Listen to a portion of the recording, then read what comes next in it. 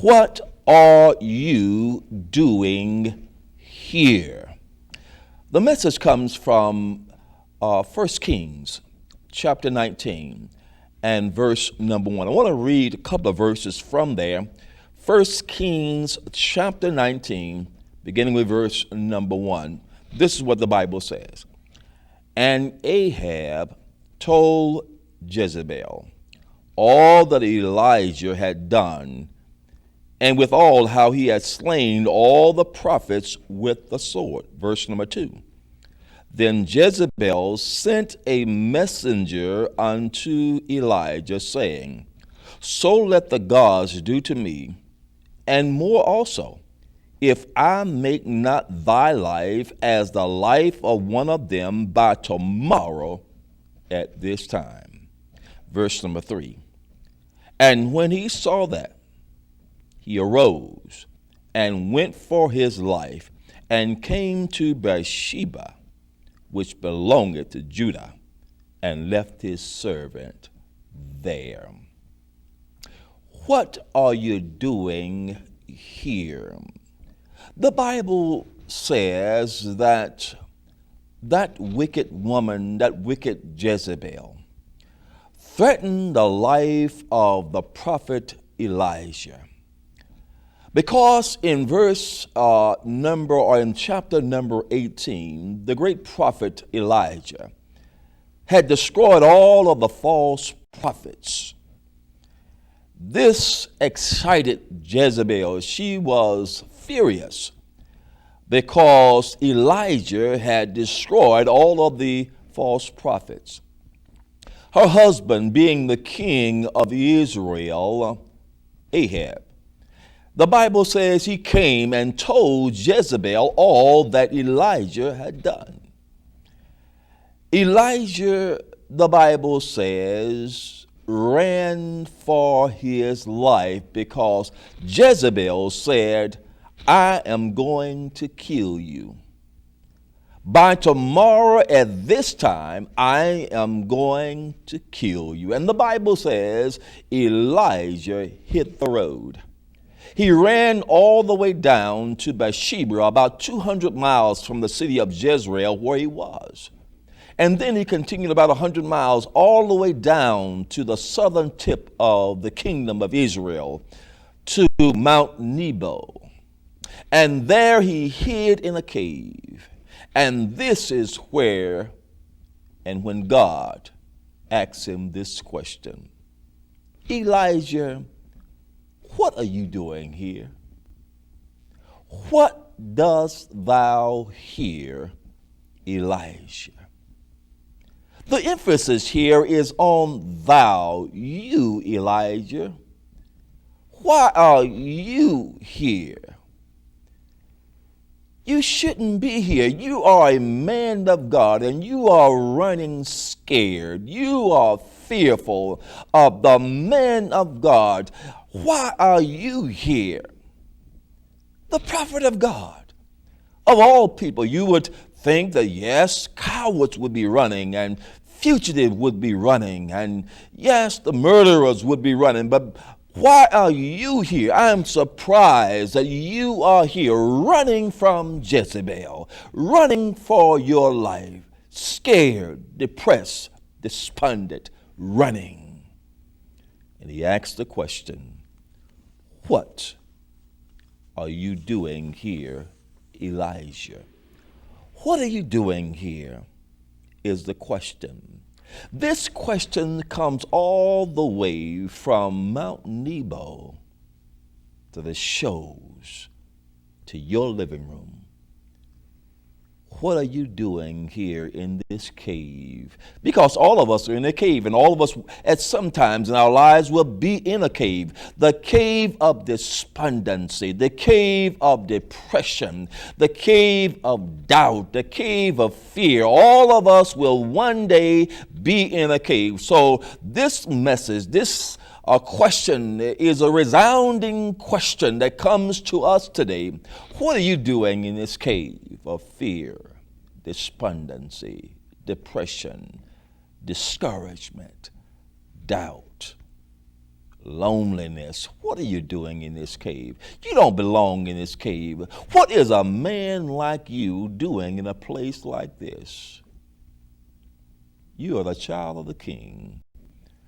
What are you doing in a place like this? We want to learn this morning how to behave in a cave. How do you behave in a cave when you're in the cave of despondency, when you're in the cave of discouragement, when you're in the cave of fear? How do you behave? What are you doing here? This particular question is a rebuke against the problem of running.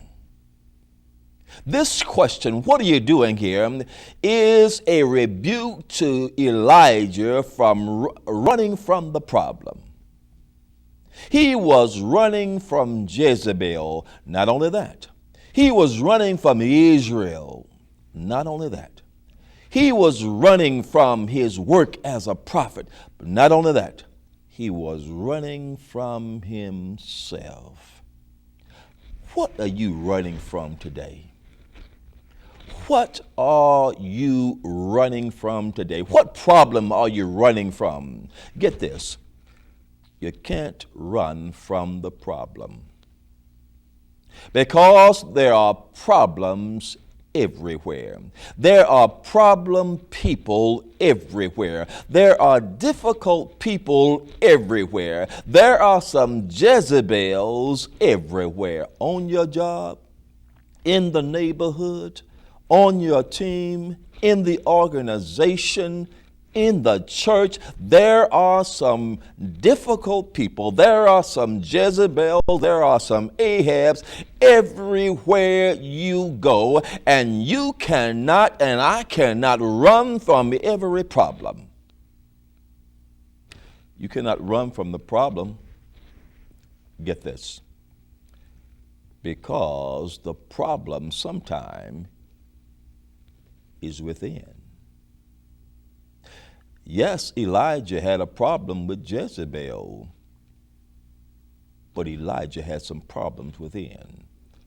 So what I'm saying today is none of us can truly run from the problem. Yes, the Bible says that Jezebel threatened his life and he was running, but sometimes the problem is within us.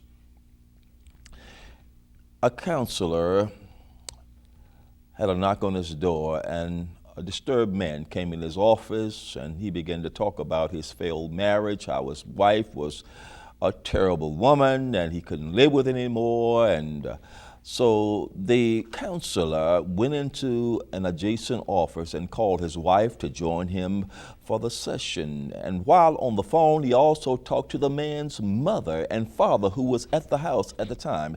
Not only talked to the mother and the father, but talked to the children. And so the man came back, or the counselor came back into the office, and he said, I found the problem. I have found the problem. And the man said, I knew you would find it. I knew you would find out that my wife is a problem. She's a problem. She is the problem. And the counselor said this, I found the problem. The problem is with your wife's husband. Did you get that? The problem is with you. And sometimes we have to deal with the problems from within. Elijah was having a problem of being afraid and doubting the power of God. He was really running from himself. The Bible says he ran all the way down to Bathsheba, the Bible says. And then he left, the Bible says, his servant at Bathsheba, ran across the desert 100 miles. And he was there, and the Bible says he said to God, he was under a juniper tree and said, Lord, take my life. It is enough. I'm no better, the Bible says. I am no better than my fathers. He was running from a problem But you know what God did for him? You can't run from a problem. God sent him right back to Jezreel, where the problem was. You can't run from a problem. They're everywhere. On the job, in the school, in your home. Problems are everywhere. You cannot run from the problem. Deal with the problem. Stand up to the problem. And sometimes we deal with the symptoms of the problem instead of dealing with the real problem. I said sometimes we deal with the symptoms of the problem rather than dealing with the problem. You can have pneumonia. You can go to the doctor, go to the hospital. They can give you some analgesics for the pain, Tylenol for the pain, give you a decongestion for the mucus and all of that. They can give you a cough suppressant for the cough. But until and unless the doctor gives you an antibiotic to take care of the germ that's in your body, the problem will never be solved. Yes, sometimes we need to deal with the symptoms, the pain and so forth, but you got to get down to dealing with the real problem. And this is what Elijah was doing, running from the problem. He was not dealing with the problem. What dost thou here is a confrontation to inconsistent courage. Inconsistent courage. You see, Elijah was courageous in other situations, but he was running scared right now. His courage was inconsistent. So therefore, I want to ask Elijah, where is your courage when you stood against 450 false prophets?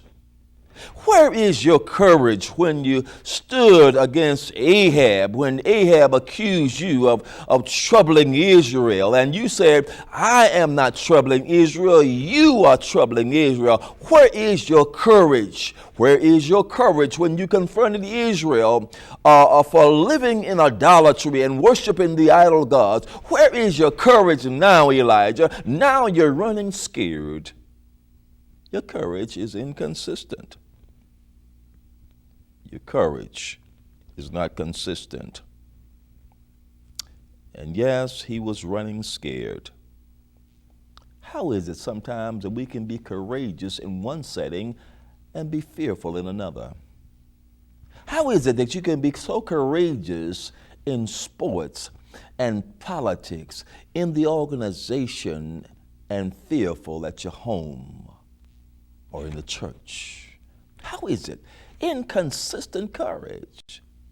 Men, how is it that you can be so courageous on your job, so courageous with the boys, and yet such fearful, or such being a fearful person at home? How is it?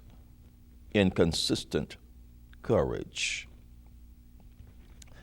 I met one time a ferocious football player. This guy, I mean, he was mean on the football field. Weighed 350 something pounds. I mean, he was all lean. And when he got on the football field, I mean, he was ferocious. He was, I mean, mean. But he was afraid of a little mouse. Can you believe that? A big linebacker, 356 pounds, would knock a man's head off on the football field, but he ran from a little mouse. Inconsistent courage. But not only that, what dost thou here? Why are you here, Elijah? Is a bust for Elijah's pity party. You heard right. I said the question that God asks Elijah, what are you doing in this cave, Elijah? What dost thou here? Is a bust for Elijah's pity party. Elijah began to have a pity party, feeling sorry for himself. He began to tell God in this cave, I'm no better than my father. Take my life. He began to feel sorry for himself. Pity party. Have you ever had one? Have you ever had a pity party and you blame everybody and you're feeling sorry for yourself and you just have a pity party all by yourself? I had one day. I had a pity party. Unfortunately, no one showed up for the party. No one but me. And I began to drown in my misery. I began to feel sorry for myself, and I began to sing the blues. Can you believe that a preacher would sing the blues? I began to sing the blues. I began to sing B.B. King's The Thrill Is Gone. The thrill is gone away from me. You know you done me wrong, and you're going to pay someday. I was singing the blues. I was singing Elvis Presley. You ain't nothing but a hound dog, just crying all the time. You ain't nothing but a hound dog, crying all the time. You ain't never caught a rabbit, and you ain't no friend of mine. Can you believe a preacher singing the blues? And yes, I had my own pity party. But guess what? People don't want to hear your pity party. People don't want to attend your pity party. Matter of fact, God wouldn't even attend Elijah's pity party. And it was a bust to his pity party. These words, "What dost thou here? What are you doing in this cave?" was a bust to his pity party. Yes, there are several destructive forces of self-pity. I said there are several destructive forces of self-pity. First of all, self-pity will rob you of joy and happiness. Self-pity will rob you of joy and happiness. And yes, Elijah here was miserable. He was suicidal. He was depressed. He was discouraged with his pity party. Not only that, but self-pity would render you useless in your duties. You're no good to the company. You're no good to your family. You're no good to the organization. You're no good to your team if you're having your own pity party. Elijah was no good to Israel. He was no good as a prophet. He was no good because he had his own pity party. Not only that, self-pity and a pity party is deceptive. It will deceive you. Guess what? Elijah thought that he was the only man who was standing for God. He said to God, "Lord, I'm the only man. I'm the only one serving you." And God had to remind him, "I have several thousand who have not bowed down to Baal. I got several thousand who are standing for me." But Elijah was deceived to believe that he was the only man standing for God. I tell you, self-pity will deceive you. Not only that, self-pity is arrogant. Listen to Elijah. He said to the Lord while he was there, he said, "I have been very jealous for you, or very zealous. I've been diligently working for you. I and I alone." He was somewhat arrogant. But not only that, self-pity is selfish. Elijah was only looking at himself. He was only focusing on himself. He was only focusing on his own problems. I tell you, self-pity is selfish. It will destroy you. What dost thou here, Elijah? Is a question. It is therapy for discouragement. Are you discouraged today? Have you ever been discouraged? I tell you, if you keep on living, one day you'll be discouraged. You'll be discouraged on your job. You'll be discouraged in school. You'll be discouraged in the church. You'll be discouraged on your team. You will be discouraged one day. If you live, you're going to be discouraged. If you are human, you will be discouraged. And this question that God asked Elijah, hiding in the cave, what are you doing here, Elijah, is a therapy for his discouragement. Discouragement is really two words. Discouragement. Disc means not or not having. You don't have any courage. Your courage has been disc. But God did several things for Elijah. God did several things for Elijah to cure his discouragement. First of all, what he did for Elijah, when Elijah was in the desert, the Bible said he went and he found himself on a juniper tree. Take my life, Lord, it is enough. You know, God did several things for Elijah to cure his discouragement. First of all, the Bible said God sent an angel. And Elijah had gone to sleep, woke him up and said, Elijah, rise, eat. There was a cake on the burner there. There was water for him to drink. Elijah rose and he ate. The Bible said he went to sleep again. And then the angel woke him up again, said, rise, Elijah, eat and drink. And he rose up and ate and drank. And the Bible says he went on his way. But God gave him water and God gave him food. Oh, and God told him to go to sleep. What will food and a good night's rest would do for discouragement? But God did something else for him. God showed him his amazing power.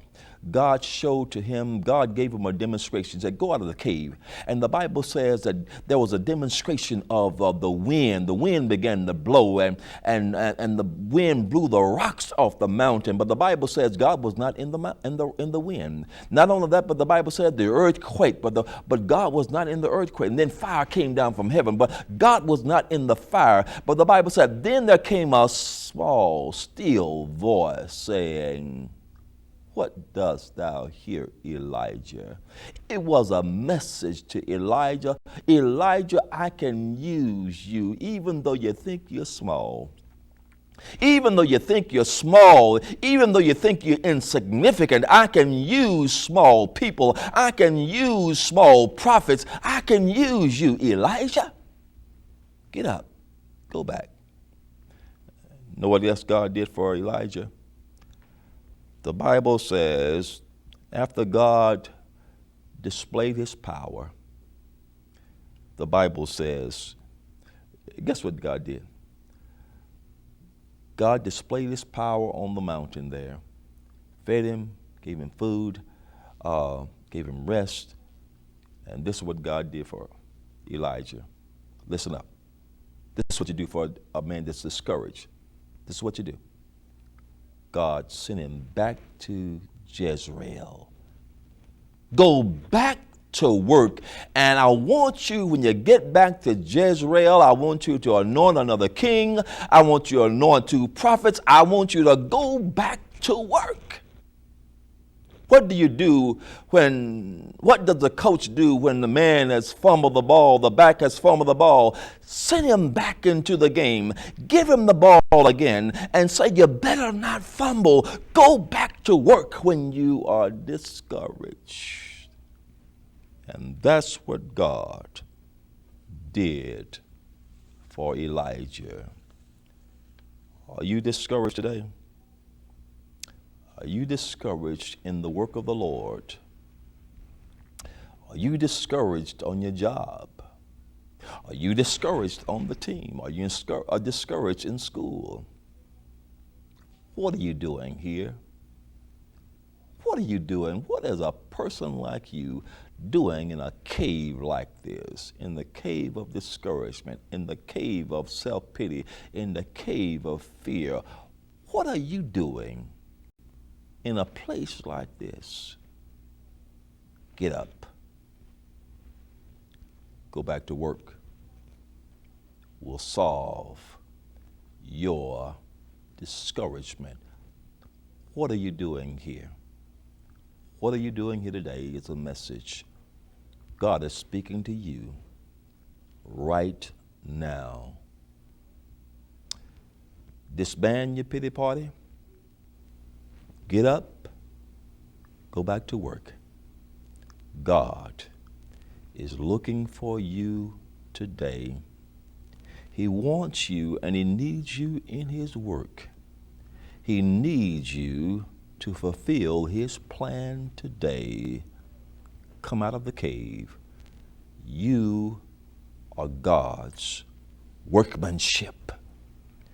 You are God's workmanship. He needs you today. Would you do this? Would you be a part of his kingdom? Be a part of his work?